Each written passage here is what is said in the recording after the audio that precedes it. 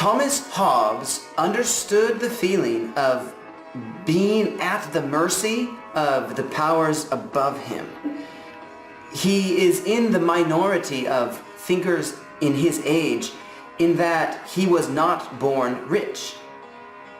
So he may have felt grateful, even lucky, that he was asked by his university to be the tutor of a rich teenager when he himself was only 20 years old.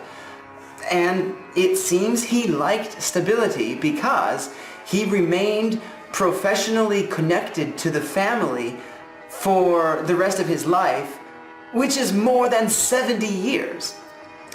He did this even though he didn't necessarily like the family. He certainly disagreed with them on politics.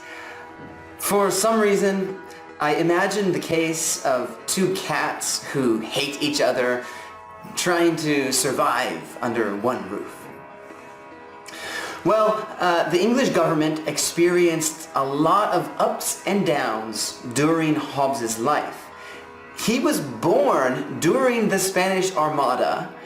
He witnessed succession anxiety when Elizabeth I left no children to continue her line, although that led to James I uniting England with Scotland and Ireland.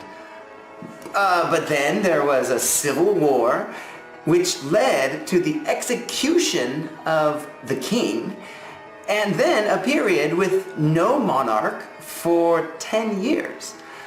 These things had never happened before, and they had a big effect on Hobbes's career in one way or another.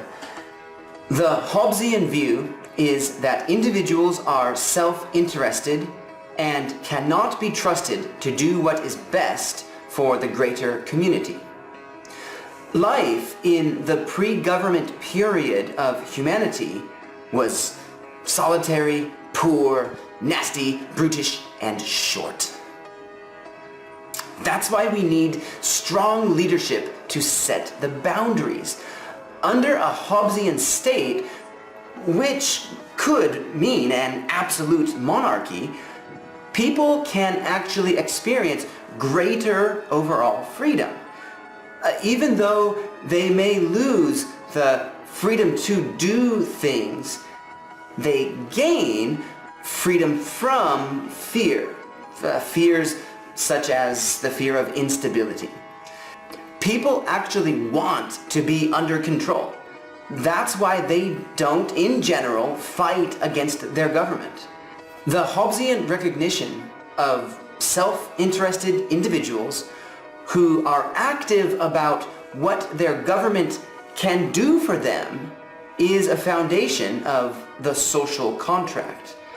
Hobbes believed that people actually help to create the monarchy, the strong government, through consent.